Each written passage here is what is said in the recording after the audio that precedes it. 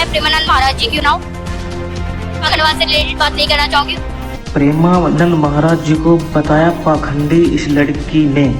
लड़की हुई social media पर वायरल कि आखिर सीजेपी की प्रोटेस्ट में महाराज प्रेमानंद जी का मुद्दा ही क्यों उठाया गया। आखिर क्या मतलब है प्रेमानंद महाराज जी को ऐसे कहने का। इसी के साथ फ्लैशबैक में जाना होगा और पूरी कहानी समझनी होगी। नमस्कार, स्वागत है आप सभी का। आप देख रहे हैं द आदि ब्रेकिंग न्यूज़। मैं आदि वेवे।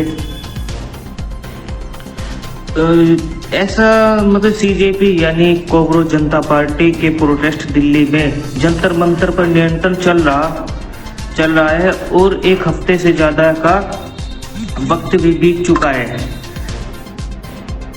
और मीडिया पर एक लड़की बार बार आकर इस बात का हवाला दे रही है कि उसके पिताजी के साथ मारपीट की गई क्योंकि इस लड़की ने ऐसा कह दिया कि खुद को हिंदू ना मानती। और इसके बाद तमाम बाप दाऊ को भी प्रोटेस्ट में आगे बढ़ रहे हैं। इनमें से जो सौरभ दास हैं उसने यह कुछ कहा है कि आइए सुन लीजिए क्या कहा है।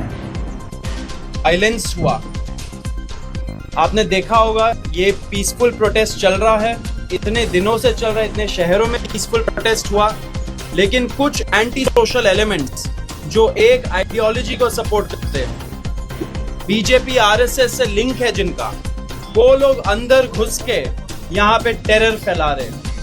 धर्मेंद्र प्रधान ने हम लोग को टेररिस्ट बोला, लेकिन जो एक्चुअल टेररिस्ट आए कल, उनके खिलाफ क्या एक्शन हुआ है अभी तक। यहाँ पे साथ में जो विक्टिम है उनका फैमिली सारे हैं यहाँ पे। आप देखिए, उनसे बात करिए और उनसे पूछिए। जैसा कि आप लोगों ने सुना और देखा तो आपको पता चल गया होगा कि इस मामले से प्रेमानंद महाराज जी का कोई लेना नहीं है, लेकिन फिर भी इस लड़की ने प्रेमानंद महाराज जी को ऐसा कहा कि ये पाखंडी है। और तो बताओ इस बच्ची को आखिर ये बोलने की क्या जरूरत थी जब इसके पिता के साथ में सीजेपी वाले की प्रोटेस्ट में हुआ है सब कुछ। तो इससे तो प्रेमानंद महाराज जी का कोई लेना देना ही नहीं है। इसे आखिर ऐसा क्यों करना था, क्यों किया, इसका तो मैच इस बच्ची को वायरल होना था। इस बच्ची के अच्छे खासे फॉलोअर्स और अच्छे खासे सोशल मीडिया पर इसका चेहरा वायरल हो चुका है, क्योंकि यह चाहती थी कि अगर किसी बाबा को भी कुछ भी बोलेंगे तो यह वायरल हो जाएगी। और हमारे यहाँ ऐसा ही होता है। आखिर क्यों किसी को किसी भी मुद्दे का किसी को भी मतलब कुछ भी बना दिया जाता है और फेम पाने के लिए सब कुछ किया जाता है। लेकिन फेम पाना इतनी कोई बड़ी बात नहीं है, लेकिन ऐसा नहीं करना चाहिए था उसे कि किसी के भी करियर, किसी के भी श्रद्धालु या फिर किसी भी भक्ति के ऊपर वो सवाल उठा सके।